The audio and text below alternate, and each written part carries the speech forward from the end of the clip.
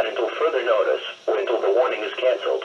At 7 p.m. Wednesday, the stage was 2.4 feet. Flood stage is 2.5 feet. Minor flooding is forecast.